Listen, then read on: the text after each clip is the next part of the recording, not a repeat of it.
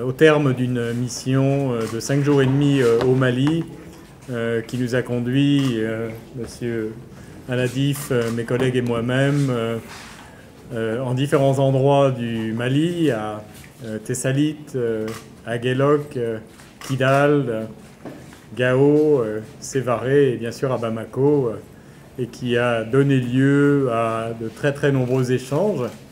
Maintenant, nous avons rencontré les représentants des groupes signataires et qui nous ont fait part clairement de leur volonté de voir émerger des progrès concrets dans les prochains mois dans la mise en œuvre de l'accord. Ils ont fait part d'un certain nombre de leurs objectifs, de leurs visions, mais le message clair, c'était cette détermination à ce que ce processus avance. Et nous prenons acte de ce que nous entendons, et nous entendons le même message de la part des autorités maliennes. Nous ne sommes pas là pour faire des hypothèses et des sous-hypothèses sur les éventuelles pensées ou arrière-pensées de nos interlocuteurs. Nous sommes là pour dialoguer, pour écouter, et ensuite pour faire le maximum pour soutenir la réalisation de progrès. Et encore une fois, il y a les Maliens, les populations que nous avons rencontrées à Guelok et ailleurs qui expriment une attente très très forte. Maintenant,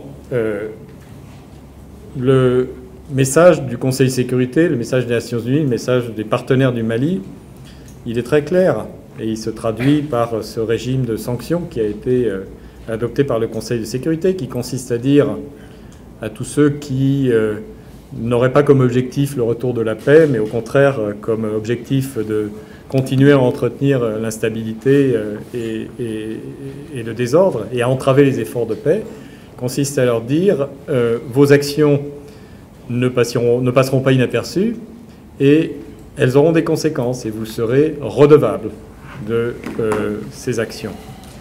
Alors maintenant, qui et comment et quand pourrait être sanctionné, de quelle manière, bien, ça c'est la responsabilité du Conseil de sécurité. Vous le savez, c'est dans le cadre d'un régime de sanctions décidé par le Conseil de sécurité, c'est le Conseil de sécurité lui-même qui décide d'inscrire sur une liste les individus, éventuellement les entités à sanctionner.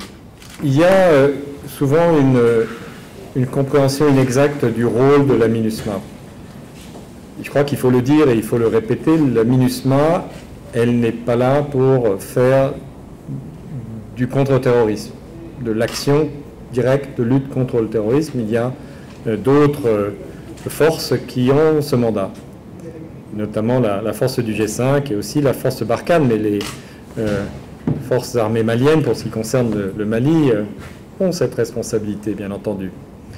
Mais nous, en tant que MINUSMA, nous contribuons à créer des espaces de sécurité.